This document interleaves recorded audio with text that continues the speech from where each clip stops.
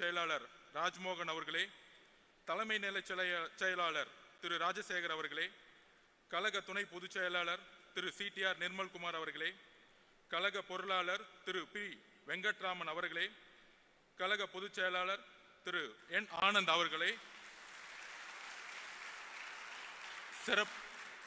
சிறப்பு விருந்தினர், நம்மளுடைய தலைவர், நம்மளுடைய கட்சியின் குடும்பம், நம்மளுடைய முன்னோடி தாய் தந்தை அவர்களுக்கு எங்களுடைய வணக்கம்.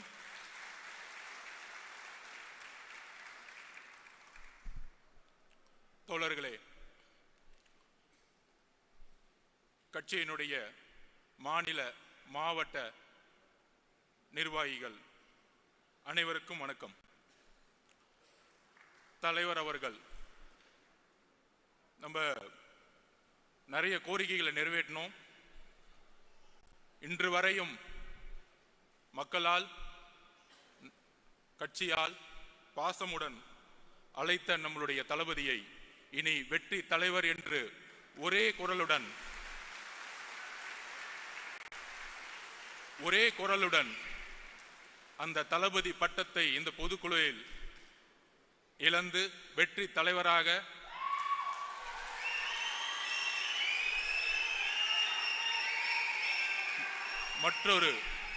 மற்றொரு தீர்மானமாக உங்கள் முன் நான் சமைக்கிறேன். ஆம் என்பவர்கள் கையை தூக்கலாம். ஆம். என்னுடைய தலைவர் அவர்களுக்கும் என்னுடைய அண்ணன் என்று சொல்லக்கூடிய விஜய் அண்ணா அவர்களுக்கும் என்னுடைய வணக்கம். இந்த அவையினுடைய பெயர் ராமச்சந்திரா. 1972 எந்த தீய சக்தியை எதிர்த்து, எந்த ஊழலை எதிர்த்து, எந்த குடும்ப ஆட்சியை எதிர்த்து ஆரம்பித்தாரோ திரு ராமச்சந்திரன் அவர்கள், அவருடைய பெயரிலிருந்து நம்மளுடைய முதல் பொதுக்குழு உதயமாகி கொண்டிருக்கிறது. என்ன ஒரு வரலாறு, என்ன ஒரு வரலாற்று இணைப்பு.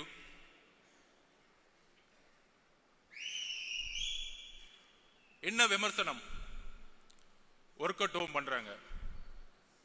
கட்சியுடைய உட்கட்டமைப்பு எந்த அளவிற்கு இந்த 2 மாதங்களில் தலைவர் அவர்களுடைய மேற்பார்வையில், இங்க இருக்கக்கூடிய எல்லாருடைய மாநில நிர்வாகிகளுடைய பார்வையில் சுமார் 2,75,000 பொறுப்பாளர்களை நியமித்து, ஒவ்வொரு நியமமும் தலைவருடைய அனுமதியுடன் நியமித்து, 70,000 பூத் கமிட்டியில் 50,000 பூத் கமிட்டியுடைய வெரிஃபிகேஷனை முடித்து, ஒவ்வொரு நொடியும் கட்சியினுடைய உட்கட்டமைப்பில் தலைவர்களுடைய பங்கெடுப்பு அபரிமிதமானது. உட்கட்டமைப்போடு நாம் தேர்தல் போருக்கு தயாராகி கொண்டிருக்கிறோம். நீங்க சொல்ற மாதிரி ஒர்க் அவுட் இல்ல, உங்களெல்லாம் ரிட்டையர்மெண்ட் கொடுக்கறதுக்கு தான் ரெடி ஆயிட்டு இருக்கோம். உங்களுடைய 70 வருஷ அரசியல், உங்களுடைய ஒட்டுமொத்த மன்னராட்சி, குடும்ப ஆட்சி, 40 வருஷமா வேட்பாளர்னா இந்த அமைச்சர் பெரிய ஆளு, இந்த அமைச்சர் நிறைய செல்வாக்கு, நிறைய காசு வச்சிருக்கார், இந்த ஊழல் அரசியல் அமைச்சர்களையும் ஊழல் குடும்பத்தையும் தூக்கி எறிவதற்காக கட்சியுடைய உட்கட்டமைப்பை அமைதியாக பொறுமையாக உருவாக்கி கொண்டிருக்கிறார். கூடிய விரைவில் பொதுச் செயலாளர் அவர்கள் அறிவிப்பார்கள். கட்சியுடைய உட்டமைப்பு தமிழகமே எதிர்பார்க்கக்கூடிய ஒரு மிகப்பெரிய அதிர்வலையை உருவாக்கக்கூடிய ஒரு மாநாடை நடக்கும் பொழுது கட்சியுடைய உட்கமைப்பு எந்த அளவிற்கு 70 வருட கட்சிகளுக்கு நாம் ஒரு பெரிய சேலஞ்சா இருக்க போறோங்கிறத பதிவு செய்ய கடமைப்பட்டிருக்கிறோம். இதுக்கு நடுவில் எப்ப நம்மளுடைய போராட்டம் தொடர்ந்தாலும், மாநில அரசுடைய ஜனநாயகத்துக்கு எதிரான போராட்டமாக இருந்தாலும், ஒன்றிய அரசினுடைய தமிழர்களுக்கு எதிரான கொள்கைகளாக இருந்தாலும் போராடும் பொழுது ஒரு நெரேட்டிவை செட் பண்ணிட்டு இருக்காங்க. ஒரு கருத்தை உருவாக்கிட்டே இருப்பாங்க. அதை நான் இங்க பதிவு பண்ண நினைக்கிறேன். அண்ணா யூனிவர்சிட்டியில் ஒரு மிகப்பெரிய பாலியல் பிரச்சனை உருவானது. இன்றைக்கு இருந்த ஆளும் கட்சி அதை மூடி மறைக்க பார்த்தாங்க. நம்மளுடைய தலைவர் ஸ்டேட்மெண்ட் வந்த பிறகுதான் தமிழகம் முழுவதும் எங்கே சார் என்கின்ற குரல் ஒலித்தது. ஒவ்வொரு பிரச்சனைக்கும் ஒவ்வொரு வினாடியும் குரல் கொடுக்கக்கூடிய இயக்கம். அப்படி குரல் கொடுத்துட்டு நம்மளுடைய ஒரே குறிக்கோள், நம்மளுடைய மாநாட்டில் தலைவர் அவர்களும் ஒட்டுமொத்த கட்சியும் ஒரு ஒரு அஜெண்டாவை பிக்ஸ் பண்ணார். நம்மளுடைய ஒரே அரசியல் எதிரி திமுக, ஊழல், குடும்ப ஆட்சி,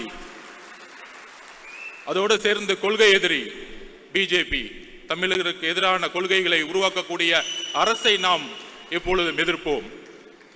இந்த டைரக்ஷன்ல நம்ம கரெக்டா போயிட்டு இருக்கும் பொழுது, இந்த புலி அமைதியா தூங்கிட்டு இருக்கும்போது திடீர்னு ஒரு ஆடு வந்து, என்ன பார்க்க மாட்டீங்களா, என்னையும் பார்க்க மாட்டீங்களா அப்படின்னு என்ன நெரேட்டிவ் செட் பண்றாங்கன்னா, திமுக கூட்டணியை உருவாக்கிட்டோம், எதிர்கட்சிகளை எப்படி வந்து செட் பண்றது, எவ்வளவு பெரிய நெரேட்டிவ் தெரியுங்களா? இதுதான் வந்து மத்தியில் ஆளும் பிஜேபி செஞ்சுட்டு இருக்கு மற்ற மாநிலங்களில். ஆனா இங்க வந்து எப்படி செய்யறாங்கன்னா, அதாவது போன 2ஆம் ஆண்டுக்கு பிரசாந்த் கிஷோர் வந்தார். ஒரு நண்பரா ஒரு ஆலோசனை சொல்லலாம். ஏன் வந்தாரு? எதிர்காலத்தில் முதலமைச்சராகக்கூடிய எல்லா தகுதியும் நம்மளுடைய தலைவருக்கு இருக்கு. தமிழக வெற்றி கழகம் ஆட்சியை அமைக்கக்கூடிய வலு இருக்கு. இளைஞர்களோட செல்வாக்கு, பெண்களோட செல்வாக்கு, ஒட்டுமொத்த தமிழ்நாடோட செல்வாக்கு இருக்குங்கிற ஒரு ஸ்ட்ராட்டஜிக் வியூல இங்க வராரு. அவருடைய பதிவு பண்றாரு, பேட்டி கொடுக்கிறாரு. மக்களை அவரு முழுமையாக 24 மணி நேரம் சந்திப்பதற்கு முன்பாகவே 20% மக்களை சந்திக்கும் பொழுது அப்ப அவருடைய ஒரே ஒரு கடமை, அந்த கடமை இன்னும் சில நாட்களில் முடிவற்று ஒவ்வொரு நொடியும் மக்களை நோக்கி என்னுடைய தலைவரும் இங்க கட்சியில் இருக்கக்கூடிய ஒவ்வொரு பொறுப்பாளர்களும் வரும்பொழுது மக்களுடைய உண்மையான பிரச்சனைகளை சொல்லக்கூடிய ஒரே தலைவராக கட்சியாக தமிழகத்தில் இருக்கும். இப்படி நம்மளுடைய பயணம் போயிட்டு இருக்கும் பொழுது, நம்ம ஏதோ பிரசாந்த் கிஷோர் அவர்கள் கூட்டிட்டு வந்தவொடனே ஒரு பெரிய டிஎம்கே வந்து நமக்கு எதிராக வந்து ஒரு கட்டமைப்பு உருவாக்குனாங்க, பீகார் ஹிந்தின்னு. இப்ப திமுக என்ன பண்ணிருக்காங்கன்னா, ஒரு பெரிய நிறுவனம் இருக்கு பெண்ணுன்னு சொல்லிட்டு தன்னுடைய மருமகனை வச்சு நடத்திட்டு இருக்காங்க. அதோட சேர்ந்து ஐபேக் அப்படி ஒரு நிறுவனத்தோட சைன் போட்டிருக்காங்க. ரிஷி அவர்கள் யூபியிலேருந்து வந்தவர், முழுக்க பிஜேபிக்காக ஒர்க் பண்ணவர். அதுக்கப்புறம் ராபின் சர்மா மகாராஷ்டிராவில் காங்கிரஸுக்கு எதிராக ஒர்க் பண்ணவர். அதுக்கப்புறம் திரு சுனில் அவர்கள். ஏன்னா இவங்க பேர்லாம் ஏன் சொல்றேன்னா, பிகேவை பத்தி என்னெல்லாம் பேசினாங்களோ இந்த மீடியாவில் பதில் கொடுக்கணும்ல, எங்களுக்கும் அரசியல் தெரியும்ல. 70 வருஷம் கட்சியை நடத்துறவங்க 3 ஸ்ட்ராட்டஜிஸ் அக்ரிமெண்ட் போட்டு என்ன செட் பண்ணிட்டு இருக்காங்கன்னா, எதிர்கட்சிகள் எப்படிலாம் உடைக்கணும், எதிர்கட்சியில் இருக்கிற தலைவர்கள் சுத்தி இருக்க எல்லா தலைவர்களும் எப்படி விலைக்கு வாங்கணும், அப்புறம் எப்படி தமிழக வெற்றி கழகத்தை எதிர்த்து நம்மளுடைய குரலை உடைக்கணும், பல பொய் பிரச்சாரங்களை எப்படி உருவாக்கணும். நமக்குள்ள பல பொய் பிரச்சனைகளா இருக்கும், நிறைய பொய் பிரச்சாரங்களை உருவாக்குவாங்க. அப்படி செட் பண்ணப்பட்டவர் தான் திரு அண்ணாமலை அவர்கள். அதாவது டெல்லியில மோடி உக்காந்துட்டு மற்ற ஸ்டேட்ல செட் பண்ணிட்டு இருக்காரு, இங்க திமுக அண்ணாமலையே செட் பண்ணிட்டாங்க. அதுதான் புரியல. நல்லா பாருங்க எப்படி டைவர்ட் பண்ணுவாருன்னு பாருங்க. அதான் நான் சொன்னேன், எங்க தலைவர் புலி மாதிரி அமைதியா இருக்கும்போது திடீர்னு ஒரு ஆடு வந்து சம்பந்தமே இல்லாம, எங்களுடைய குறிக்கோள் ஒட்டுமொத்த திமுகவை நாங்க வந்து கேள்வி கேட்டு மக்களுடைய பிரச்சனையில் குரல் கொடுக்கிறதுக்கு நாங்க பிரச்சாரத்தை உருவாக்கிட்டு இருக்கோம். சம்பந்தமே இல்லாம வந்து எங்க தலைவரை பார்த்து, அது ஒரு தொழில், என்னுடைய தொழில், பெண்ணை கேவலமாக பேசக்கூடிய ஒரு தலைவரை பிஜேபி வந்து வச்சிருக்கும் போதே முடிவாயிருச்சு அந்த கட்சி எந்த அளவுக்கு இருக்குது. அக்கா தமிழிசை சவுந்தரராஜன், வானதி அக்காக்கெல்லாம் தெரியும் இந்த தலைவரை பத்தி. எந்த அளவிற்கு திமுகவிற்காக நம்ம அண்ணா யூனிவர்சிட்டி பிரச்சனையை கையில் எடுக்கும் பொழுது, மக்கள் எல்லாம் அந்த பிரச்சனை குரல் கொடுக்கும் பொழுது, எங்கே சார் அங்க பிரச்சனை கொடுக்கும் போது திடீர்னு சட்டையை கழட்டிட்டு சாட்டை அடிச்சுக்கிறது. என்ன அரசியல் பண்றீங்க? யாருக்காக இந்த அரசியல்? பாவம் மோடி அவர்கள் டெல்லியில் உட்காந்து நமக்காக ஒரு பையன் சாட்டையில் அடிச்சிட்டு இருக்கான், நமக்காக ஒரு பையன் கத்திக்கிட்டு இருக்கான், நமக்காக ஒரு பையன் வேலை செஞ்சுட்டு இருக்கான் நினைக்கும் போது அங்கதான் பிரச்சனை இருக்கு. இந்த ஸ்ட்ராட்டஜிஸ் எல்லாம் வந்திருக்காங்களே, அப்பயே கரெக்ட் பண்ணி முடிச்சுட்டாங்க. பிஜேபியில யார தலைவரே கரெக்ட் பண்ணிட்டாங்க. இனி வரும் காலங்களில் எங்கள் தலைவரையும் கட்சியும் தொட்டால் உங்களுடைய உண்மையை தூக்கி எறிவோம் மக்கள் மத்தியில். எழுதி கொள்ளுங்கள். எங்க மேல நீங்க எதுவும் சொல்ல முடியாது. நாங்க ஒண்ணு 10 வருஷம் ஆட்சியில இல்ல, ஊழல் பண்ணல, ஊழல் பண்ண பணத்தை போய் லண்டன்ல வச்சு கொண்டாடல. நாங்க தெளிவா இருக்கிறோம். ஏன் தலைவர் வருஷத்துக்கு 1000 கோடி ரூபாய் சம்பாதிக்கிறத விட்டுட்டு வராரு. நீங்க ஆட்சிக்கு வந்துட்டு ரெட் ஜெயின்ட் கம்பெனி நடத்தி சினிமால சம்பாதிச்சுட்டு இருக்கீங்க. இதுவா அரசியல்? 2018 2021 ரெட் ஜெயின்ட் கம்பெனியுடைய வருமானம் என்ன? 2021 ஆட்சி அமைத்த பிறகு ரெட் ஜெயின்ட் கம்பெனியுடைய வருமானம் என்ன? அரசியல் அதிகாரத்தை வைத்து சம்பாதிக்கக்கூடிய எந்த செயலும் ஊழல் தான்.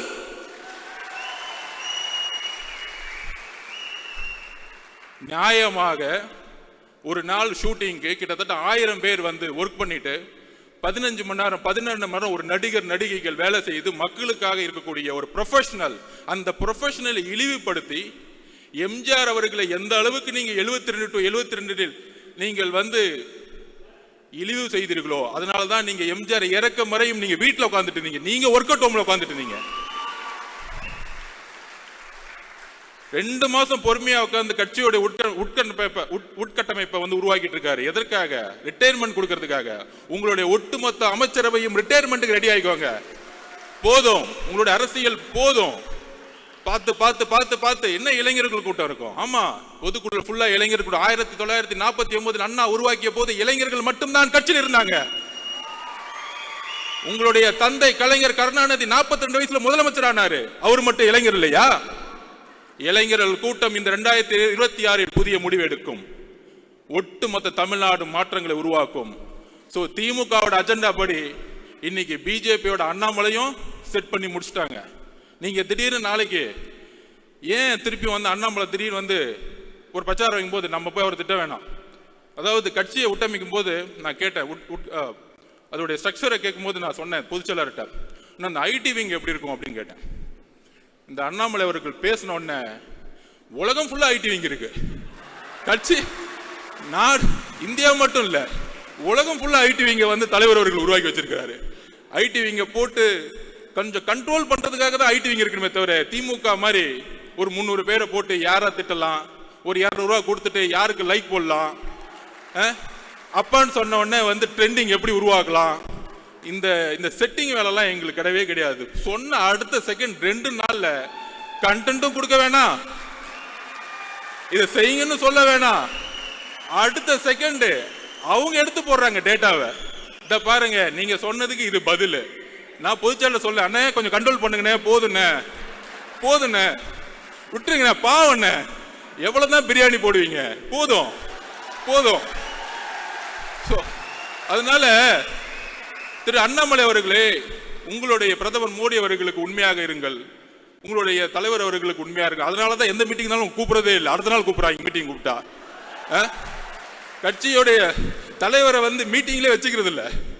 ஸோ உங்க கட்சிக்கு பூத் கமிட்டி மீட்டிங்ல இல்லை, அதுக்குள்ள ஏன் கட்சியை பார்த்து ஏன் தலைவரை பார்த்து என்ன ஒரு பெண்களை நோக்கிய விமர்சனம். எழுதி வைத்துக் கொள்ளுங்கள், பெண்களை நோக்கிய விமர்சனம் தூக்கி எறியப்படுவார்கள் தமிழக அரசியலில். எழுதி வைத்துக் கொள்ளுங்கள். இதுதான் லாஸ்டா உங்களுக்கு, இதுதான் பதில் எங்களுடைய தோழர்கள். ஏன்னா எங்களுடைய குறிக்கோள் ஆல்ரெடி தலைவர் பிக்ஸ் பண்ணிட்டாரு, திமுக மத்தியில் ஆளும் பிஜேபி. எங்களுடைய குறிக்கோள் ரொம்ப ஸ்ட்ரைட்டா இருக்கு. சும்மா திடீர்னு திமுக செட் பண்ணி தாவேக்கள் குழப்பம், ஜாதி பிரச்சனை. இங்க எங்கப்பா ஜாதி இருக்கு? எங்களுக்குள்ள ஒரு ஜாதியும் கிடையாது. இந்த ஜாதியை உருவாக்குனது நீங்க. 70 வருஷமா திமுக தான் ஜாதியை உருவாக்கி தேர்தல் அரசியல் வச்சிட்டு இருக்கீங்க. யாருக்கு தெரியுதோ? எனக்கு தெரியும், அங்கிருந்தா வந்த வேலை பார்த்துட்டு. உடனே கேட்பாங்க, நீங்க அங்கதானே வேலை பார்த்தீங்க?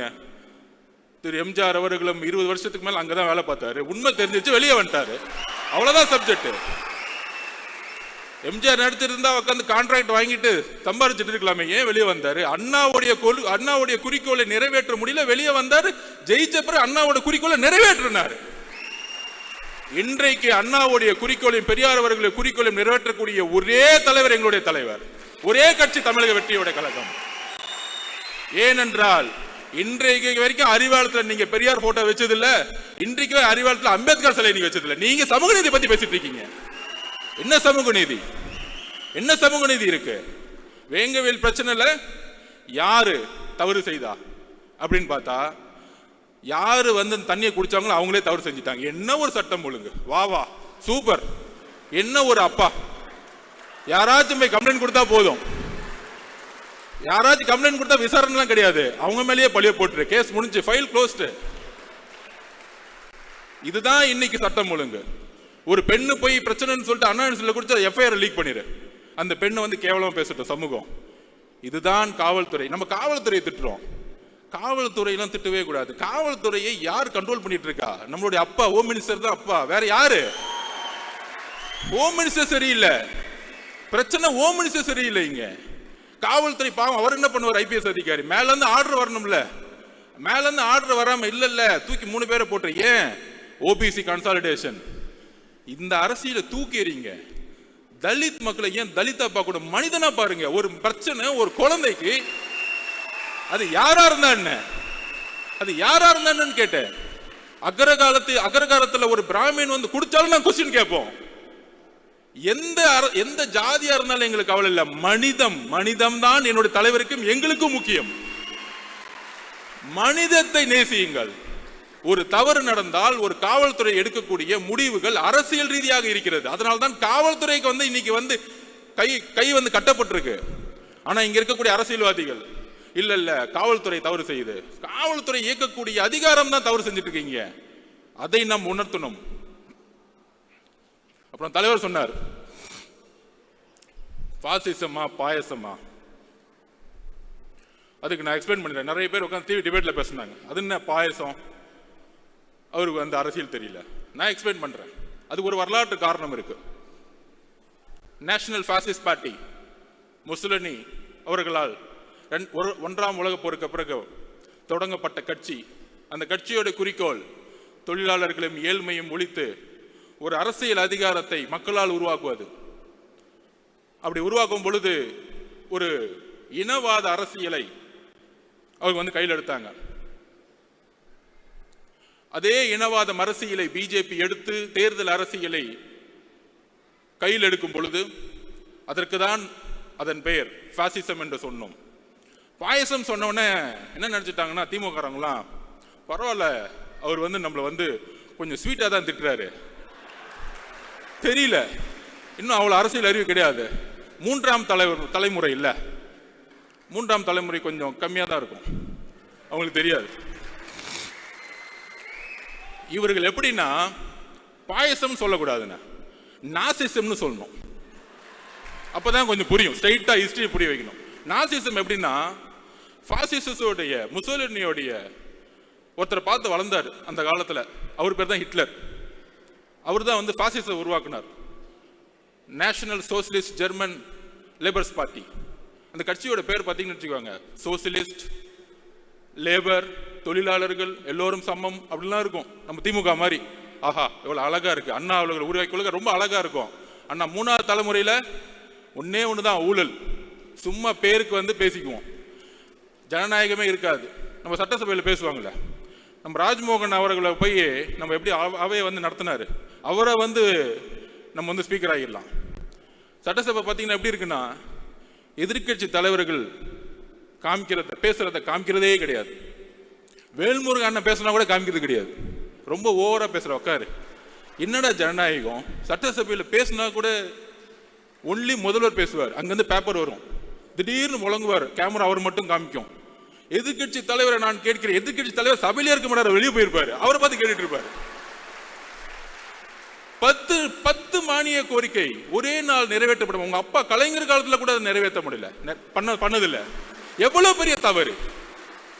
மானிய கோரிக்கைங்கிறது ஒவ்வொரு டிபார்ட்மெண்டோடைய ஒரு உயிர் நாடி. ஒவ்வொரு நாளும் மக்கள் அந்த எதிர்கட்சி தலைவர்களும் ஒவ்வொரு உறுப்பினர்களும் ஒவ்வொரு மானியத்தை நோக்கி கல்வி மானியம் மறந்து உட்கார்ந்து 2 நாள் டிபேட் பண்ணுவாங்க. ஆனா இன்னைக்கு எப்படி பிஜேபியோடைய பாராளுமன்றம் நடக்குதோ அங்கேயாச்சும் லைவ் போடுறாங்க, இங்க லைவும் கிடையாது. ஆனா இங்கிருந்து எம்பிகள் போய் நம்ம அக்கா கனிமொழி அக்காலாம் போய் ஜனநாயகம் பறிக்கப்படுகிறது, ஜனநாயகம் பறிக்கப்படுங்க பேச விடல. இங்க என்ன நடக்குது? எல்லாரையும் பேச விடுறீங்களா? எத்தனை நாள் சட்டமன்றம் நடக்குது? மக்களுடைய குரல் வலிகளை நீங்கள் வந்து சட்டசபையில் நெருக்கணும்னு நினைக்கிறாங்க. அங்கதான் ஜனநாயகம் இல்லை. சட்டசபையிலே ஜனநாயகம் இல்லைன்னா வீதிகளில் எப்படி ஜனநாயகம் இருக்கும்? இங்க ஜனநாயகமே இல்லை. ஸோ நான் சொல்ல வந்தது என்னன்னா, எப்படி ஹிட்லர் முசோலினி பார்த்து வளர்ந்தாரோ அதே மாதிரி நம்மளுடைய இன்றைய திமுக, அண்ணா இருக்கும்போது திமுக வேற, கொஞ்சம் அடுத்துக்கு அப்புறம் வந்தவங்க வேற. நம்ம கலைஞர் வந்தவொடனே கொஞ்சம் குடும்ப திமுகவை மாத்தினாரு, ஒரு 10 குடும்பம் இருக்கும். இப்ப திமுக அப்படின்னா ஒரே குடும்பம், 10 குடும்பம்லாம் கிடையாது, எல்லாரும் கிளம்பு, எல்லாம் ஒரே குடும்பம் தான். என் பையன், அடுத்தது இன்னொருத்தர் இருக்காரு, மருமகன், 2 பேர் தான். மித்த 10 குடும்பம். இதுதான் கலைஞர்கிட்ட இருந்தும் இன்னைக்கு இருக்கக்கூடிய முதல்வருக்கும் உள்ள வித்தியாசமே.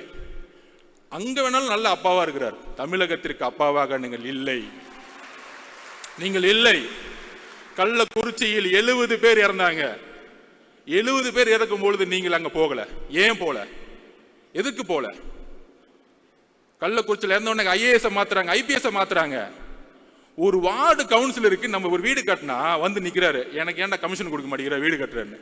அப்ப இவ்வளவு பெரிய கள்ளச்சாராயம் காய்ச்சற உங்களுக்கு அந்த துறையோட அமைச்சருக்கு ஒன்றும் தெரியாதான், அங்க இருக்க எம்எல்ஏக்கு ஒன்றும் தெரியாதான், கவுன்சிலருக்கு ஒன்றும் தெரியாதான், ஐஏஎஸ் ஆபீசர் மட்டும் சஸ்பெண்ட். என்ன ஒரு அரசியல்?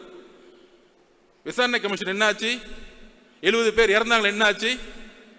எல்லாம் க்ளோஸ், ஃபைல் க்ளோஸ். தமிழக மக்கள் மறந்துடுவாங்க, நம்ம 1000 ரூபாய் கொடுத்துட்டா போதும். அப்புறம் சொல்ற மாதிரி டக்குன்னு வந்து பட்ஜெட்டுக்கு அப்புறம் இன்னைக்கு பாத்தீங்கன்னு வச்சுக்குவாங்க, பட்ஜெட்டுக்கு வெளியே ரூன் போட்டுருவாங்க. தமிழ் மேல ஏதாவது நேசிக்கிறாங்களாம், பட்ஜெட்டுக்குள்ள ஒண்ணுமே இருக்காது. அதாவது எப்படி வந்து ஒருத்தர் கோடீஸ்வரன் கேட்டா பேரை வந்து கோடீஸ்வரன் பேர் வச்சிருங்க, கோடீஸ்வரன் எல்லாம் அந்த மாதிரிதான் ரூன்னு போட்டுட்டாங்க. பட்ஜெட் வந்து சிறந்து விளங்கிருச்சு. 5 லட்சம் கோடி லோனு, எல்லா லோனையும் மறைச்சாச்சு, ஆனா வளர்ந்துருச்சு. ஸோ இந்த மாதிரி பொய் மீடியா செட்டிங்ஸ், அப்புறம் யூடியூப்ல 20 பேர் செட்டிங்ஸ், எங்க பார்த்தாலும் நம்ம திறந்தோம்னா அப்படியே அப்படியே அவங்க மட்டும்தான் தெரியும். இல்லை நடுவில் நம்ம அண்ணாமலை வந்து திடீர்னு டைவர்ட் பண்ணி விடுவார் நம்மளை திட்டின உடனே. ஆனால் இப்போ அவங்களுக்கு பயம் வந்துருச்சு, என்னப்பா நம்மளை கொஸ்டின் கேட்கறதுக்கெல்லாம் ஆளே கிடையாது, இத்தனை நாள் வரைக்கும் ஒருத்தர் வந்துட்டாரு, இவர் எப்படிப்பா அடக்கிறது? இவர் மக்கள் பயணத்தில் வரும் பொழுது பேரதிர்வுகளை ஏற்படுத்தும், பேரதிர்வுகளை ஏற்படுத்தும்.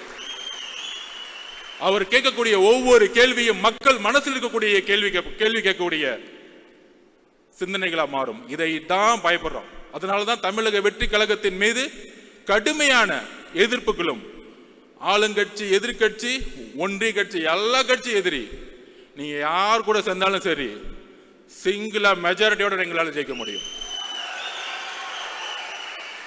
அதுக்கு சொல்லுவாங்க நிறைய அரசியல் புலிகள், தரவுகள் பாத்தீங்கன்னா, இல்ல இவ்வளவு பர்சன்டேஜ் தான் இருக்கு, எவ்வளவு பர்சன்டேஜ் தான் இருக்கு அப்படிலாம் செட் பண்ணிட்டு டிஎம்கேக்கு ஃபேவரா வந்து எல்லாம் கிளீனா பேசிட்டு இருப்பாங்க. எந்த அளவுக்கு வந்து நடிப்புனா, கெட் அவுட் மோடின்னு ஒரு பிரச்சாரத்தை உருவாக்குவாங்க திமுக. எல்லா ஊடகவியலாருக்கும் நான் பதிவு பண்றேன். நமக்கு வந்து பார்த்தா தெரியும், நம்ம எல்லாம் ஒன்றிய அரசு பயங்கரமா திமுக தான் இருக்கு, தமிழ்நாட்டில் வந்து ஒன்றிய அரசை பிஜேபி எதிர்க்கக்கூடிய ஒரே கட்சி அப்படிங்கிற ஒரு பிரச்சாரத்தை தவிர இந்த 3 எலெக்ஷன் வேற எந்த அஜெண்டாவும் உங்களுக்கு கிடையாது. எலெக்ஷன்ல ஜெயிக்கிறதுக்கு மட்டும்தான் பிஜேபியை வந்து அவங்க வந்து எதிர்க்கக்கூடிய ஒரு விஷயம். கெட் அவுட் மோடின்னு இப்போ திடீர்னு ஒரு பிரச்சாரத்தை உருவாக்குவாங்க. ஆனா கெட் அவுட் மோடின்னு சொல்லும்போது மோடி ஊர்லயே இருக்க மாட்டார் தமிழ்நாட்டில். ஆனா மோடி வரும் பொழுது அப்பாவும் பையனும் போயிட்டு வெள்ளை கொடையை பிடிச்சிட்டு இருப்பாங்க அப்படி ஏர்போர்ட்ல. நான் சத்தியமா பார்த்தது இல்லை, மழை பெஞ்சா நம்ம கருப்பு கலர்ல தான் கொடையை பிடிச்சிருப்போம்.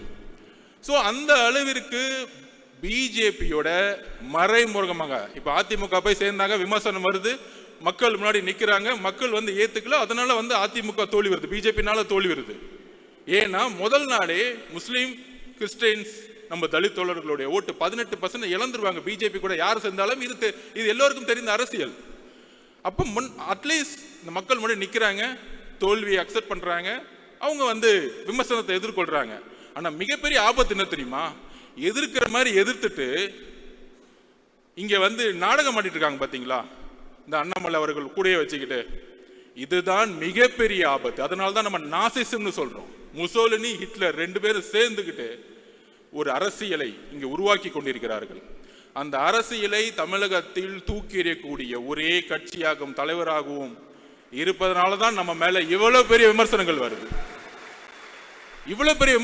அதை நம்ம புரிஞ்சுக்கணும். ஏன்னா இங்க இருக்க கட்சியில் இருக்கக்கூடிய ஒவ்வொரு நிர்வாகிகளும் அடுத்த 13 மாதங்கள் தேர்தல் பிரச்சாரத்தில் நாம் ஒன்று சேர போறோம். உங்களுக்கு கீழே இருக்கக்கூடிய 70,000 பூத் மெம்பர்ஸ் நீங்க தான். இந்த வேர்கள் தான் நம்மளை சென்ட் ஜார்ஜ் கோட்டையில தலைவர் அவர்களை உட்கார வைக்க போகுது. இங்க இருக்கக்கூடிய ஒவ்வொரு நிர்வாகிகளும் கடுமையான போராட்டத்திற்கு நம்ம மனசு வச்சுக்கணும். கடுமையா, கண்டிப்பா எஃப்ஐஆர் போடுவாங்க, மிரட்டுவாங்க, போராட்டம் நடத்தினா அலோவ் பண்ண மாட்டாங்க. அதையும் மீறி இவங்க சொல்றாங்களே, இவர் களத்துக்கு வர மாட்டேங்கிறாரு, போராட்டம் பண்ண மாட்டேங்கிறாரு. என்ன போராட்டம் பண்ணிட்டு இருக்கீங்க? போராட்டம்னா என்ன பண்ணிட்டு இருக்கீங்க? கமிஷனர்ட்ட பர்மிஷன் வாங்கி ஒரு இடத்துல போர்டு வச்சுக்கிட்டு 6 மணிக்கு மேல என்ன ஏன் விடலன்னு கேட்கறதா போராட்டம்? இதுவா போராட்டம்? என்ன போராட்டம் தமிழகம் கண்டது? முதலில் சட்ட சீர்திருத்தத்தை, அரசியலமைப்புடைய சட்ட சீர்திருத்தத்தை, ஃபர்ஸ்ட் அமெண்ட்மெண்ட்டை உருவாக்கியது தமிழ்நாடு. இத்தனைக்கும் அன்றைக்கு அண்ணா அவர்களும் பெரியார் அவர்களும் எந்த அரசியலிலும் முதலமைச்சராக கிடையாது, அதிகாரத்தில் கிடையாது. சமூக நீதிக்காக உருவாக்கிய தமிழ்நாடு. அதுதான் போராட்டம். ஜெயபிரகாஷ் நாராயணன் எமர்ஜென்சிக்கு எதிராக 1977 உருவாக்கினாரே மிகப்பெரிய மக்கள் போராட்டம். அதுதான் போராட்டம். பர்மிஷன் வாங்கி 6 மணிக்கு போர்டு வச்சுட்டு, அதுதான் தலைவர் சொன்னாரு. என்ன சார் போராட்டம் பண்றாங்க, நடிக்கிறாங்க எல்லாம்.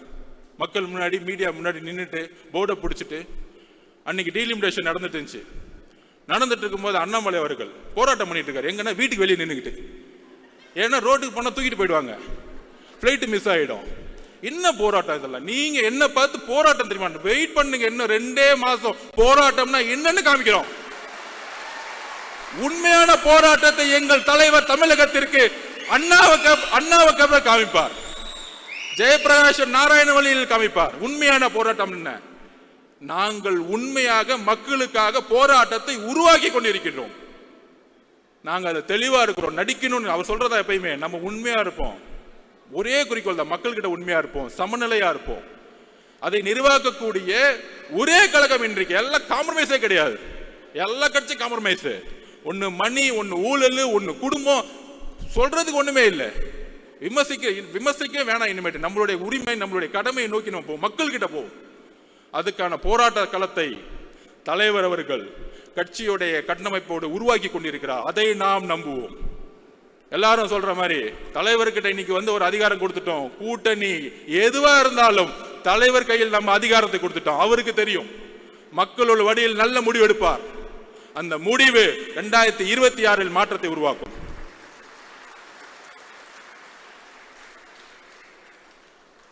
நான் ஏன் பிஜேபியும் டிஎம்கேவும் ஒன்னு சொல்றேன்னா, இது கூட்டணி கட்சிகளுக்கு புரியணும். அதை நான் தரவுகளோட பதிவு பண்றேன். அது உதாரணம் சொல்லணும்ல. ஏதோ ஒரு குற்றச்சாட்டு பண்ணிட்டு நம்ம அப்படியே கிளம்பிட்டோம். எதா இருந்தாலும் ஃபேக்ட் இருக்கணும். தலைவர் சொல்லுவாரு ஃபேக்ட் இருக்கணும், தெளிவு இருக்கணும். அதுக்கு நான் பதிவு பண்றேன். 2014 ஜெயலலிதா மேடம் இந்தியா முழுவதும் பிஜேபியோட அலை இருந்துச்சு. ஆனா மேடம் ஜெயலலிதா ஒரு செட் பண்ணாங்க, மோதியா லேடியா தேர்ந்தெடுத்த தலைவி, தமிழகத்தினுடைய தலைவி. அதோடைய நெரேட்டிவ் தான் 19 திமுக கையில் எடுத்தாங்க.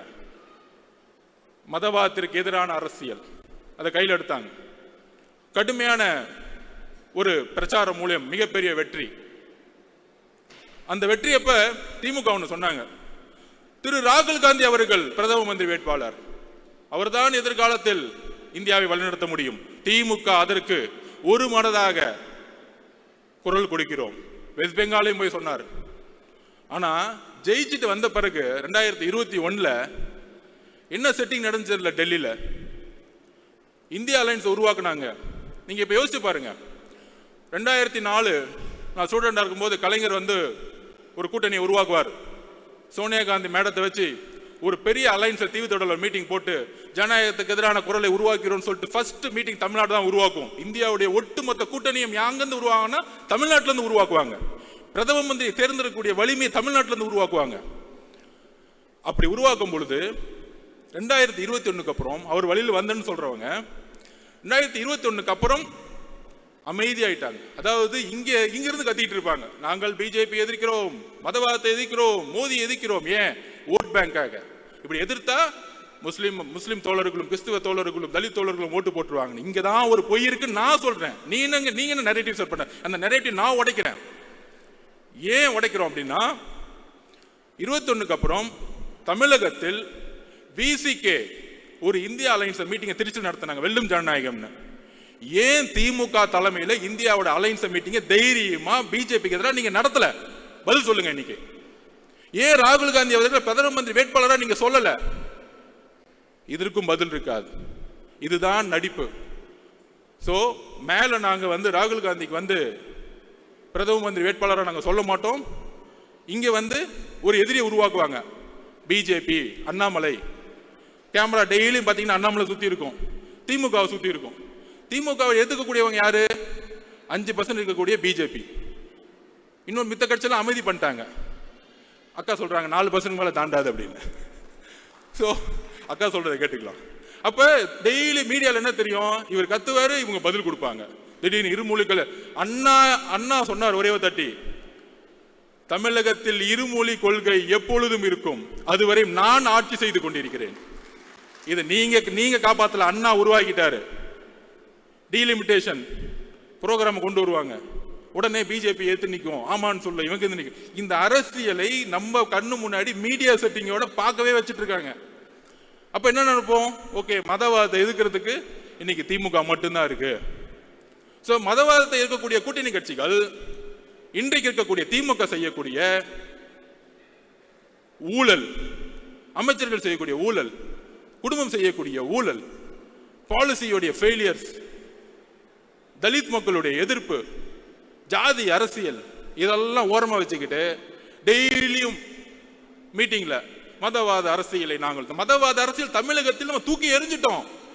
4 எலெக்ஷன் தோத்துட்டாங்க. வரக்கூடிய 2026 தேர்தல் உங்களுடைய ஊழல் ஆட்சியை எப்படி எம்ஜிஆர் அவர்கள் தீய சக்தியை தூக்கி எறிந்து ஊழலற்ற ஆட்சி உருவாக்கணும்னு நினைச்சாரோ அந்த குறிக்கோளை இன்றைக்கு கூட்டணி கட்சிகள் இழப்பதனால் என்ன பிரச்சனை வரும்னு சொல்லிடுறேன். மக்களுடைய அன்றாட பிரச்சனையை இழந்திருக்கக்கூடிய கட்சிகள் தன்னுடைய இருப்பிடத்தை இழக்கும் பொழுது இங்கு பிஜேபி வளரக்கூடிய சூழ்நிலையை திமுக உருவாக்கி கொண்டிருக்கிறது. அது ஒரே ஒரு உதாரணம் சொல்லிடுறேன். திரு வைகோ அவர்கள் சிறந்த பேச்சாளர், தமிழ் தேசியத்துக்காக மிகப்பெரிய பேசுவார். ஆனால் கூட்டணி கட்சியை எப்படி வந்து ஹேண்டில் பண்ணாங்க? 2021 நம்ம தலைவர் சொன்னாரு, அதிகார பகிர்வு. ஏன்? எல்லோரும் சமமாக நினைக்கக்கூடிய சிந்தனை இருப்பதனால் அதிகார பகிர்வுன்னு சொன்னாரு. வேற எதுவும் கிடையாது. நம்ம கூட வரவங்க எல்லாருக்கும் அதிகாரம் கொடுக்கணும். அதிகாரம் கொடுக்கும் பொழுது அந்த அதிகாரம் பரவலாக்கும் பொழுது மக்களுடைய முன்னேற்றம் இருக்கும். திரு வைகோ அவர்களை எப்படி காலி பண்ணாங்க தெரியுமா? 6 தொகுதி கொடுத்துட்டு டிஎம்கே சிம்பிள் நிக்க வச்சுட்டாங்க. இன்னைக்கு வைகோ அவர்களுக்கு சட்டசபையில மெம்பர்ஸே கிடையாது. கடைசியில் அவருடைய மகன் ஒரு அமைச்சர் முன்னாடி கண் கலங்கி அழுகுறார், நான் சொந்த சிம்பிள் தான் நிற்பேன் அப்படின்னு. இதுதான் உங்களுடைய கூட்டணியுடைய அடக்குமுறை, இதுதான் சர்வாதிகாரம், இதுதான் நாசிசம், இதுதான் ஹிட்லர். ஜனநாயகம் பேசிக்கொண்டு ஹிட்லர் எப்படி ஆட்சியை பிடித்த பிறகு ஒரு டிக்டேட்டர்ஷிப்பை அரசை உருவாக்கினாரோ, ஜனநாயகத்தை பேசி ஆட்சிக்கு வந்தவுடன் வெறும் பிஜேபி எதிர்ப்பு என்ற ஒற்றை காரணத்தை வைத்து நீங்கள் தொடர்ந்து 3 தேர்தலில் வென்று கொண்டு அதை உடைக்கக்கூடிய ஒரே சக்தி எங்களுடைய கட்சி தலைவரும் தாவேக்காவும் தான். அதற்கான பயம்தான் எங்கள் மீது பல தரப்பட்ட விமர்சனங்கள். அந்த நாடகத்தன்மையோட நான் ஒரு கொஸ்டின் கேட்கிறேன் கூட்டணி கட்சிகளுக்கு. தமிழகத்தினுடைய பிரச்சனைகளை ஏன் குரல் கொடுக்க கூட்டணி கட்சிகள் இன்று அமைதியாக இருக்கிறது? அமைதியாக இருக்கும் பொழுது மக்களுடைய உணர்வு எப்படி வெஸ்ட் பெங்கால்ல கம்யூனிஸ்ட் தோழர்கள் அமைதியாக இருக்கும் பொழுது எப்படி பிஜேபி 2ஆம் இடத்துக்கு வந்ததோ அதே போல திமுக பிஜேபி வளர்க்கறதுக்கான எல்லா வேலைகளையும் செய்து கொண்டிருக்கிறது. டெல்லியில மேல செட்டிங் பண்ணிக்கிட்டு இங்க எதிர்க்கிற மாதிரி எதிர்க்கிறது. ஏன்னா அவங்களுக்கு முதலமைச்சர் ஆகணும், தான் பையனை உட்கார வைக்கணும், அவ்வளவுதான் அஜெண்டா, வேற ஒன்றும் கிடையாது. டீலிமிட்டேஷன் மீட்டிங் நடத்தினாங்களே, பாவம் முதலமைச்சர்கள்லாம் வந்துட்டாங்க. அண்ணா அக்கா வழிமொழிறாங்க, தம்பி பேசுறாரு, அப்பா பேசுறாரு. என்ன குடும்ப மீட்டிங்? பேசாம ஒரு பர்த்டே ஃபங்க்ஷன் வச்சிடலாமே. டீலிமிட்டேஷன் மீட்டிங்கா இல்ல பிறந்த நாள் விழாவாது? ஸோ அந்த அளவிற்கு அரசியலை எந்த அளவிற்கு மக்கள் முன்னாடியும் தன்னுடைய மீடியாவுடைய பலத்தினாலும் நாங்கள் தான் ஒரு டிக்டேட்டர்ஷிப், நாங்கள் தான் ஜனநாயகவாதிகள் சொல்லக்கூடிய ஒரு போலி ஜனநாயகவாதிகள், தன்னுடைய ஊழலை மறைப்பதற்கான போலி ஜனநாயகவாதிகள். எப்படி நான் காங்கிரஸை பார்த்து கேட்டனோ, ஏன் 2024 ராகுல் காந்தி அவர்களை பிரதம மந்திரியாக நீங்கள் முன்னிலைப்படுத்தவில்லை? தமிழக காங்கிரஸ் தொண்டர்கள் இதை யோசிக்க வேண்டும். மேல இருக்கிற 1-2 பேரை செட் பண்ணிட்டு அதுவல்ல காங்கிரஸ். தமிழக காங்கிரஸ் தொண்டர்களுடைய உணர்வு காமராஜ் ஆட்சியை உருவாக்க வேண்டும். இதை ஏன் செய்யவில்லை?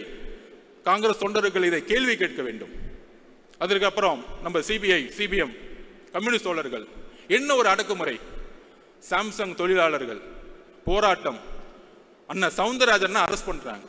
யாரு? கூட்டணி கட்சியில் இருக்கக்கூடிய ஒரு தோழரை அரெஸ்ட் பண்றாங்க. டாஸ்மார்க்ல பூட்டு போடும்போது எஃப்ஐஆர் போடுறாங்க. ஆனா கேட்கறது இல்லை. அதுதான் சிபிஐ தோழர்களிடம் நான் கேட்கிறேன், கம்யூனிஸ்ட் தோழர்களிடம் கேட்கிறேன், ஏன் நீங்கள் குரல் கொடுக்க மாட்டேங்கிறீர்கள்? எதற்காக கேட்டா பிஜேபி வந்துடும். பிஜேபியை மக்கள் தொடை தெரிந்து விட்டார்கள். அதை நாம் நம்புவோம், அதை நாம் நம்புவோம். மக்களுக்கான உண்மையான அதிகாரத்தை உருவாக்கக்கூடிய அரசியலை உருவாக்குவோம். நாங்க ஏன் உங்களை விமர்சிக்க மாட்டேங்கிறோம்னா, நீங்க 40 வருஷமா மக்களுக்காக போராடி போராடி தியாகம் பண்ண தலைவர்கள் நாங்க வந்து உங்களுக்காக பேசிட்டு இருக்கோம். எங்களுடைய எதிர்ப்பு ஊழல்வாதிகளுக்காக. இதுக்காக கூட்டணிக்காக அர்ஜுன் பேசுறாரு. நோ, பிஜேபி உள்ள விடாம இருக்குன்னா விசிகே இருக்கணும், கம்யூனிஸ்ட் இருக்கணும், காங்கிரஸ் இருக்கணும்.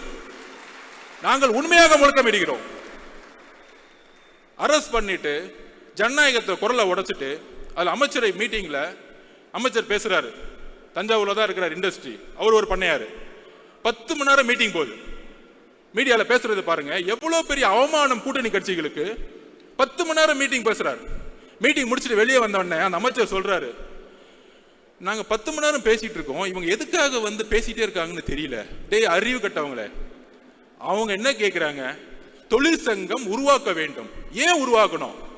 தமிழகத்தில் 53% சர்வீஸ் இண்டஸ்ட்ரி, சேவைத்துறை, 34% உற்பத்தி துறை, 13% வேளாண்மை துறை. 3 துறைகளும் லேபர்ஸ் டிபார்ட்மெண்டா மாறி இருக்கு. ஒட்டுமொத்தமாக தொழிலாளர்கள் நிறைந்த தமிழ்நாடாக இன்னைக்கு மாறி இருக்கு. அப்ப தொழிலாளர்களுக்கான சட்டத்தை யார் உருவாக்குவா? புதுசா பாண்டட் லேபர் சிஸ்டத்துல வந்து 3000 8000 சம்பளத்துக்கு நீங்க வேலைக்கு அனுப்புறது ஒரு பெரிய விஷயமா? அப்படியே பொருளாதாரத்தை உருவாக்க முடியும்? அப்ப கம்யூனிஸ்ட் தோழர்கள் போராடுறாங்க. இந்திய அரசியல் சாசனத்தோடைய உரிமை தொழிற்சங்கத்தை உருவாக்க வேண்டும். தலைவரிடம் கோரிக்கை வைக்கிறேன், இனி நாம் தொழிற்சங்கத்தை தமிழகம் முழுவதும் உருவாக்குவோம். உங்களுடைய பெயருக்காக, நம்மளுடைய கட்சிக்காக தொழிற்சங்கத்தை மிகப்பெரிய உருவாக்குவோம். அந்த தொழிலாளர்களுக்காக போராடக்கூடிய ஒரே இயக்கம் தமிழக வெற்றி கழகமாக மாறும் கூடிய விரைவில். நீங்கள் குரல் கொடுக்கவில்லை என்றால் தமிழக வெற்றி கழகம் இருக்கிறது. தோழர்களே, நாங்கள் உண்மையோடு உங்களோடு பயணிக்க கொள்கை அடிப்படையில் தேர்தல் அரசியல் கூட்டணி இதெல்லாம் தூக்கி போடுங்க. முதல்ல மக்களுடைய பிரச்சனையை பத்தி மெதுவா பேசிட்டே இருப்போம். தேர்தல் அரசியல் 2 மாசத்துக்கு முன்னாடி வச்சுக்கலாம். அந்த பிரச்சனையை பேசக்கூடிய தலைவரையும் மக்களையும் தான் மக்கள் தேர்ந்தெடுப்பார்கள். எழுதி வைத்துக் கொள்ளுங்கள். அடுத்தது நம்ம மனிதநேய மக்கள் கட்சி, ஜவஹர் அண்ணன். ஆட்சி வரதுக்கு முன்னாடி கோயம்புத்தூர் இருக்க முஸ்லிம்கள் விடுவிக்கப்படுவார்கள் மனித நேயத்தின் அடிப்படையில்.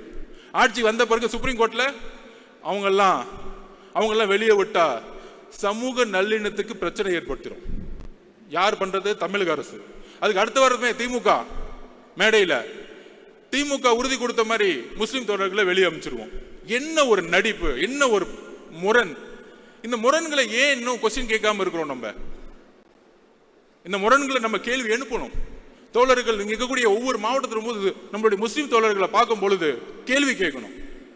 நம்ம இப்தார் விருது நடத்துறோம், தலைவர் வந்துட்டார், உடனே திமுக இருந்து நமக்கு தெரியும் யார் யார் வச்சுலாம் திட்டுவாங்கன்னு. திட்டுனா தைரியமா திட்டுங்க, அதனால பின்னாடி வந்து திட்டுறது 10 பேரை வச்சுக்கிட்டு அந்த பயம் இருக்கட்டும் எங்க தலைவரை பார்த்து. அவ்வளவுதான் சொல்லுவேன் நான். ஏற்கனவே ஒருத்தர் திட்டு, ஏற்கனவே நம்ம தலைவர் அண்ணாமலை திட்டி 2 நாள் நல்லா வாங்கி கட்டிக்கிட்டாரு. தம்ம எங்க உலகம் முழுச போனை திறந்தா போனை பார்க்கும்போது தான் திட்டிட்டு இருக்காங்க. அவரை போனை பார்க்கவே முடியல. இதுதான் எங்களுடைய ஐடிவிங்க. நீங்க ஐடிவிங்க உருவாக்கிங்க, உலகம் முழுச ஆல்ரெடி உருவாகி கிடக்கு.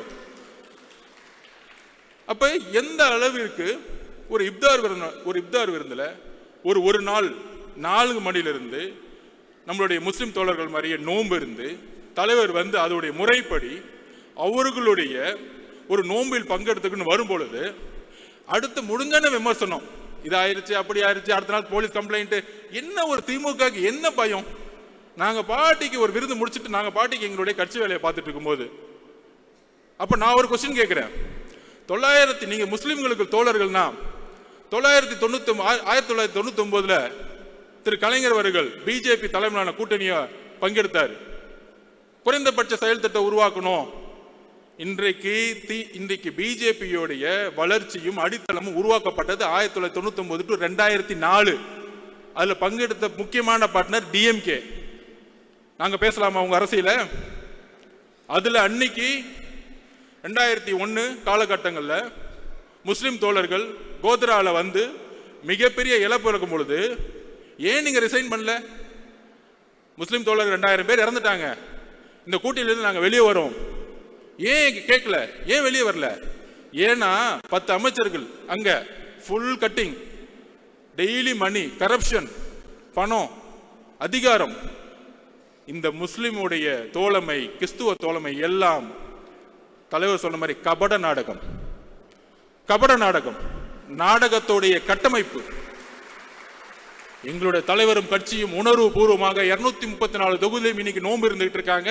அதுக்கான அழைப்பை கொடுத்துட்டு இருக்காங்க. நாங்கள் உண்மையாக இருக்கிறோம் மக்களிடம். எங்களிடம் பிரிவு கிடையாது, மதத்தின் பால் பிரிவு கிடையாது, ஜாதியின் பால் பிரிவு கிடையாது, பாலின பால் பிரிவு கிடையாது. நாங்கள் எல்லாம் ஒரே மக்கள் என்கின்ற ஒரு குரல் தமிழகத்தில் தலைவர் மூலம் நாங்கள் ஒலித்துக் கொண்டிருக்கிறோம். அப்புறம் நம்ம விசிக அண்ணனுக்கு ஒரு கேள்வி. வேங்கவேல் பிரச்சனைக்கு ஏன் திருமாவளவன் போல? யாரு தடுத்து நிப்பாட்டினா? எந்த அதிகார சக்தி தடுத்து நிப்பாட்டினாங்க? எங்களுடைய தலைவர் விகடன் மேடையில் ஒட்டுமொத்த கிராம மக்களையும் அழைத்து அவர்களுடைய பிரச்சனைகளை கேட்டு அவர்களுக்கான மரியாதை கொடுத்த அடுத்த மாதத்தில் காவல்துறை என்ன ஒரு கேவலமான செயல். விகடன் பத்திரிகையில் அவர் பேட்டி கொடுத்திருப்பாங்க. அந்த 3 பேர் கைது செய்தவங்க. நாங்க மழை தண்ணி குடிக்கும் பொழுது கூட எங்களுக்கு இந்த அவமானம் இல்லை, ஆனால் நாங்கள் தான் அந்த தண்ணியை கலந்தோன்னு சொல்லக்கூடிய அவமானம், நாங்க தற்கொலையே பண்ணிக்கலாம்னு சொல்லக்கூடிய வேதனையை அந்த பேட்டியில் நம்ம பார்த்தோம். உடனே ஒரு கேள்வி, நீங்க வேங்கவேல் போல போவாரு, சொல்யூஷன் கொடுக்க போவாரு. உங்களை மாதிரி கேமரால பார்த்துட்டு கட்டி பிடிச்சிட்டு போக வரல. நிரந்தர முடிவு என்ன? இந்த பிரச்சனைக்கு நிரந்தர முடிவு என்ன? நிரந்தர முடிவு அங்க இருக்க அரசியல் அதிகார சக்தியை கைது செய்யணும், இதுக்கான காரணமானவர்களை. அப்ப தலித் பிரச்சனைகள் எவ்வளவு பிரச்சனைகள் இங்க போயிட்டு இருக்கு. கொடி ஏத்த முடியல, ஒவ்வொரு நாளும் ஒவ்வொரு பிரச்சனை. பொருளாதாரம் வந்துச்சுன்னா மலத்தை கலக்கிறது, படிச்சா வாயில வெட்டுறது, பைக் ஓட்டினா கையை வெட்டுறது, காவல்துறை வேடிக்கை பார்த்துட்டு இருக்கோம். இதுக்கு எல்லாம் காரணம் உள்துறை அமைச்சர். கூட்டணி கட்சி தயவு செய்து பேசுங்க. உங்களுடைய மேஜர் பார்ட்னர் விசிக்கு ஏன் அமைதியாக்கப்படுது?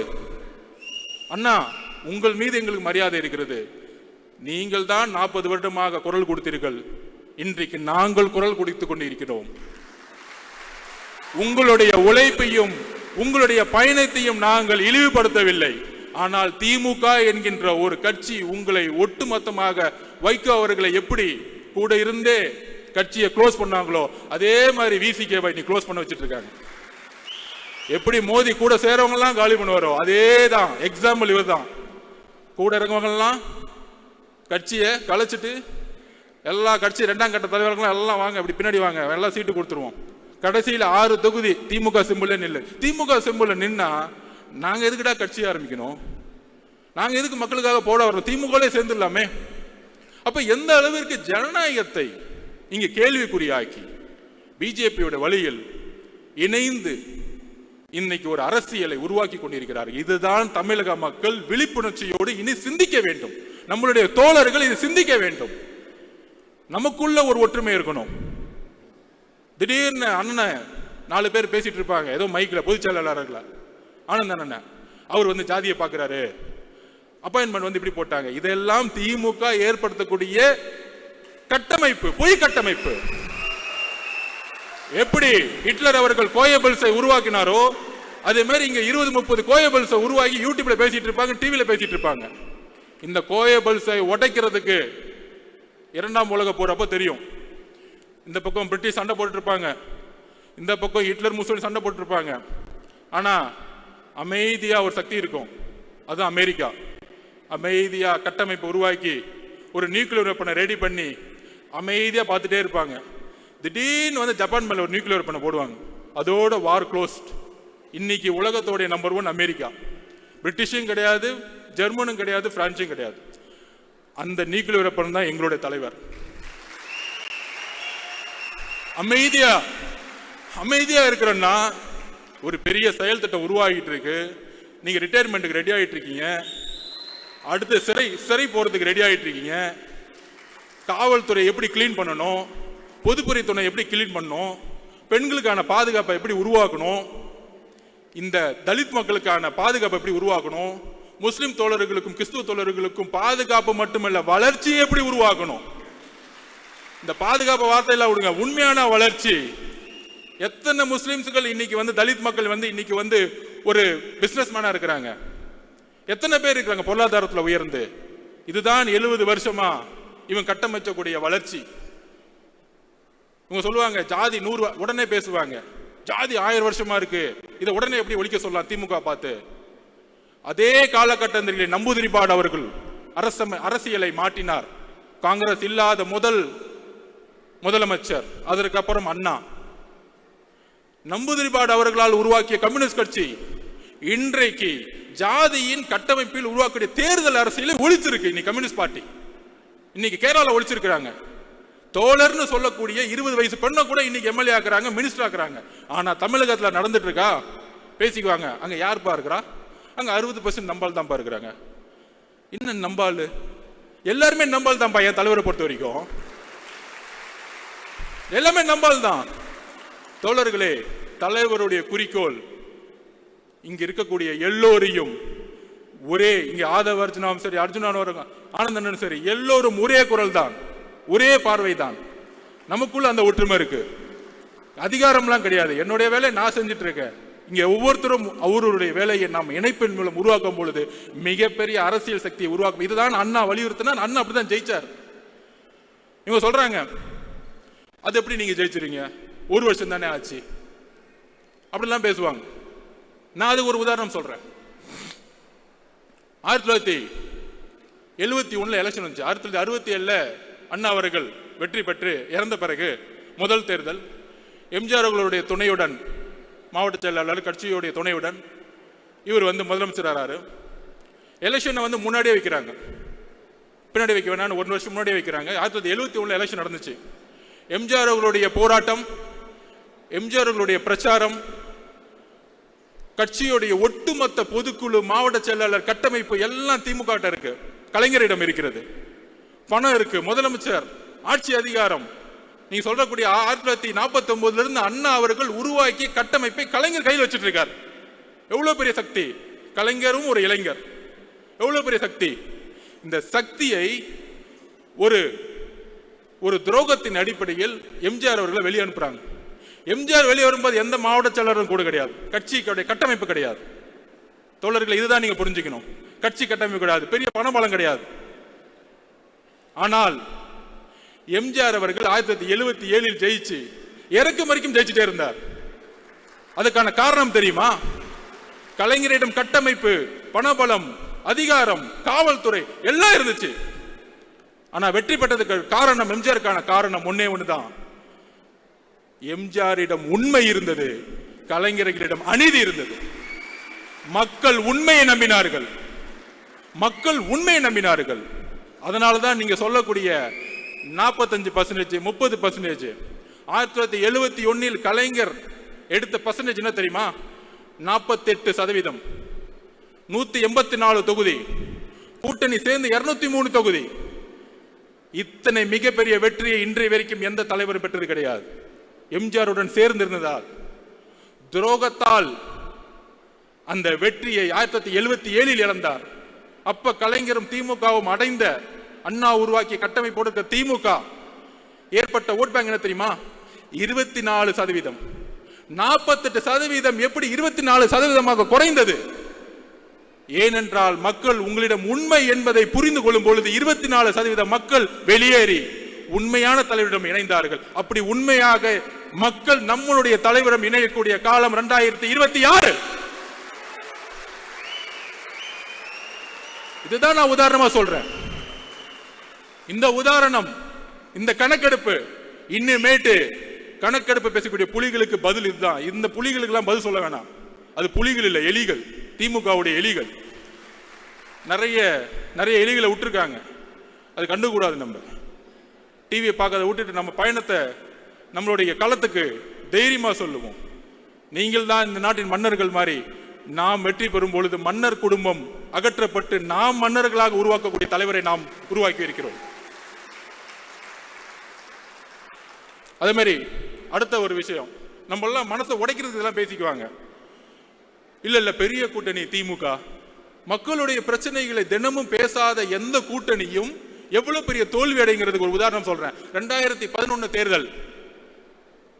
2011 தேர்தலில் ஒரு விமர்சனம் ஜெயலலிதா பார்த்து, தூங்கிட்டு இருக்காங்க, உடம்பு சரியில்லை, கட்சியில் இருக்கவங்க வெளியே போயிட்டாங்க, கட்சி கட்டமைப்பு போயிருச்சு.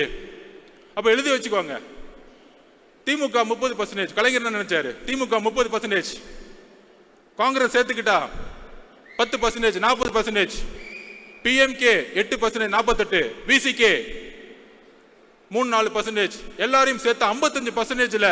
2011 200 தொகுதி ஜெயிச்சிருவோம்னு ரிப்போர்ட் கொடுத்தாங்க. இதே மாதிரி தான் இப்ப சொல்லிக்கிறாங்களே 200 தொகுதியை ஜெயிச்சிருவோம். அப்ப அவங்க அப்பா 2011 சொல்லிக்கிட்டாரு 200 தொகுதியில் ஜெயிச்சிருவோம் அப்படின்னு. மக்கள் 2 மாசம் தான் பிரச்சாரம். அதான் சொன்ன, தேர்தல் அரசியல் நம்ம லாஸ்ட் 2 மாசம் பார்த்துக்கலாம். 2 மாசம் தான் பிரச்சாரம். ஜெயலலிதா அம்மானால 203 தொகுதியில் ஜெயிச்சு எதிர்கட்சி தலைவர் கூட ஆகல. நீங்க இதுதான் அரசியல், இதுதான் மக்கள். பெரிய கூட்டணி கூட இருக்கிற கால்குலேஷன் இதெல்லாம் மக்கள் முன்ன எடுபடாது. நீங்கள் மக்களிடம் உண்மையாக இருக்கிறீர்களா? இந்த கூட்டணி மக்களிடம் உண்மையாக இருக்கிறதா? அந்த தேர்தல் 2011 காங்கிரஸ், அதே காங்கிரஸ் 8% வாங்கினாங்க, பிஎம்கே அதே % வாங்கினாங்க. ஆனா திமுக 22% போயிட்டாங்க. திமுகனால கூட்டணி கட்சிகளே தோத்துட்டாங்க. கூட்டணி கட்சிகள் நல்ல கட்சிகள் தான். அவங்க ஊழல் பண்ணல, பிரச்சாரம் வாழ்க்கை புதுசா போராடிட்டு இருப்பாங்க. கம்யூனிஸ்ட் தோழர்கள், பிசிகே தோழர்கள் போராடிட்டு இருப்பாங்க, நல்ல தலைவர்கள். ஆனால் தேர்தல் அரசியலில் முடிவுகள் தவறாகும் பொழுது, மக்களுக்கான போராட்டம் உண்மையாக இல்லாத பொழுது, மக்கள் திமுகவை நிராகரிக்கும் பொழுது கூட இருக்கக்கூடிய ஒவ்வொருத்தரையும் நிராகரித்து தூக்கி எறிஞ்சிருவாங்க.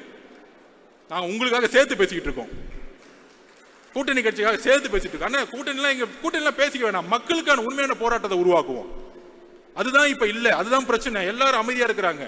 பேசினா நடவடிக்கை எடுத்துருவாங்க, கேஸ் போட்டுருவாங்க, மிரட்டுவாங்க. உளவியல் ரீதியா நம்ம சிதைக்கிறது. உளவியல் ரீதியா எம்ஜிஆர் எப்படி உளவியல் ரீதியா சிதைச்சாங்க? அவங்க மேல, அவங்க தொண்டர்கள் மேல கேஸா போடுவாங்க. நாம் எதற்கும் தயாராக இருக்க வேண்டும். அடுத்த 12 மாதங்கள் இதுதான் நம்மளுடைய இன்னைக்கு ஒருங்கிணைந்த முடிவாக இருக்க வேண்டும். நம்மளுடைய தலைவர்களுக்காக மட்டுமல்ல, நம்மளுடைய மக்களுக்காக, இந்த மண்ணின் மீது உண்மையான நேசமும் பாசமும் தமிழக வெற்றி கழகத்துக்கு மட்டும்தான் இருக்கு. அதற்கான வலிமை இருக்கு. இவங்க சொல்லுவாங்களே, இப்ப அண்ணன் வந்து சொன்னாரு, மாவட்ட செயலாளர் அண்ணன், நான் ஒரு ஆட்டோ டிரைவர், என்ன மாவட்ட செயலர் ஆகிட்டார். இதுதான் தமிழக வெற்றி கழகம், இதுதான் தமிழக வெற்றி கழகம். இதுதான் அண்ணா 1949 உருவாக்கினார். சாமானியன் அரசியலுக்கு வர வேண்டும், பண்ணையார்களை தூக்கி எறியணும். எந்த சாமானியர்கள் அன்னைக்கு உருவானங்களை இன்னைக்கு எல்லாம் பண்ணையார மாறிட்டான். அன்னைக்கு லாஸ்ட் டைம் அண்ணா சொன்ன மாதிரி 30 வருஷத்துல ஊழல், விவசாயம் போராட்டம் பண்ணா திரு அருள் அவர்களை குண்டாஸ் போடுறது. இதே திரு அருள் அவர்கள் திமுக ஆட்சியில போராடினாரு திமுகவோட. ஆனா வந்தவன அந்த அமைச்சர், திருவண்ணாமலைக்கு அமைச்சர் குண்டாஸ் போட்டுறது. எவ்வளவு வேளாண்மைகளுக்கு எதிரான எவ்வளவு பெரிய கொடுமையான சட்டங்கள் இங்க உருவாக்கப்பட்டு இருக்கிறது. சோ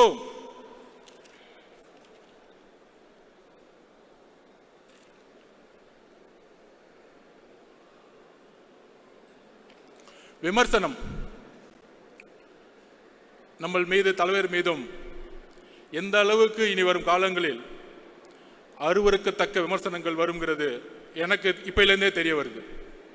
ஆனால் அதற்கு ஒரே பதில் 1980களிலிருந்து 96 வரைக்கும் திரு ஜெயலலிதா மேடத்தை வந்து உடல் ரீதியாக திமுக மேடைகளில் அவமானப்படுத்துவாங்க. ரொம்ப கீழ்த்தரமான வார்த்தைகள். திமுக பிரச்சாரமே அப்படிதான் இருக்கும். கண்ணாமண்ணான்னு பேசுவாங்க. ஆனா அடுத்த நாள் போய் யார் கூட போட்டோ எடுத்துட்டேன்னு பாருங்க, நம்ம துணை முதலமைச்சர் கூட போய் போட்டோ எடுத்துக்குவாங்க, பேச வைப்பாங்க. ஆனா அவர் அமைதியா இருந்துக்குவார். அந்த மாதிரி அருவருக்கத்தக்க ஒரு விமர்சனங்கள் வரும் பொழுது ஜெயலலிதா மேடம் பதில் சொன்னாங்க, பொறுமையின் மூலம் பதில் சொன்னாங்க. 2014 234 தொகுதி தனியா ஜெயிச்சு காமிச்சாங்க, தனியா நின்று ஜெயிச்சு காமிச்சாங்க. சோ நம்மளுடைய தலைவர் அண்ணா எம்ஜிஆர் அவர்களுக்கு பிறகு ஒரு புதிய தலைமையை தமிழகம் எதிர்நோக்கி காத்து கொண்டிருக்கிறது.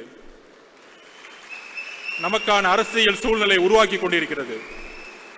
இவங்க செட் பண்ண நெரேட்டிவ், நமக்கு எதிரான பொய் பிரச்சாரங்கள், இவங்க சொல்லக்கூடிய கால்குலேஷன்ஸ், உங்களுக்கு 20% இருக்கும், 30% இருக்கும், இந்த உடவியல் எல்லாம் தூக்கி எறிந்து எப்படி 77இல் ஒரு மாற்றங்கள் 48%லிருந்து 24% மக்களால் தூக்கி எறியப்பட்டார்களோ அதே போல வரக்கூடிய தேர்தல் 2026 தமிழக வெற்றி கழகம் மிக பெற அளவில் மக்கள் பேராதவுடன் ஆட்சி அமைத்து தலைவர் அவர்கள் முதலமைச்சராகவும் நம்மளுடைய இணைந்து வரக்கூடிய கட்சிகள் ஆட்சி அதிகாரத்தில் சரிசமமான ஒரு புதிய அரசியலை உருவாக்கி அதற்கான பயண திட்டத்தை உருவாக்கி ஒரு புதிய வரலாறு உருவாக போகிறது. அந்த வரலாற்று நிகழ்வில் நாம் தான் இணைந்து உருவாக்க போகிறோம். இங்க இருக்கக்கூடிய ஒவ்வொரு தோழர்களும் தோழிகளும் இணைந்து அந்த வரலாற்றை உருவாக்குவோம். நன்றி, வணக்கம்.